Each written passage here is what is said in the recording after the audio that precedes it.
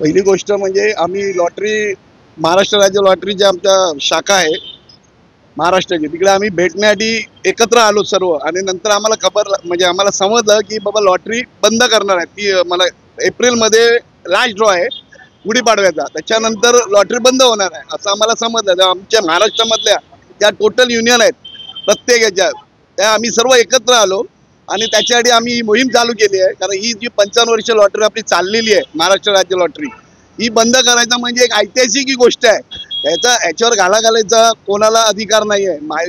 आमची महायुती सरकार आहे, एका पक्षाचं डिसिजन चालणार नाही, त्याच्या 3 पक्ष आहेत, तिघांचा निर्णय घेऊन ती लॉटरी बंद होईल एवढं मी लोकांना सांगू शकतो. आणि लॉटरी बंद होणार नाही याची मी हमी देतो. माझ्या वरिष्ठांशी माझं बोलणं चालू आहे, त्यांच्याशी या 2-3 दिवसात माझं बोलणं होईल आणि अजितदादांबरोबर आमची फायनली एक बैठक होईल आणि आम्ही त्याच्यावर जो आलेला आहे तो आम्ही स्टे देऊ आणि पुन्हा तो आमची महाराष्ट्र राज्य लॉटरी चालू होईल याची मी हमी देतो.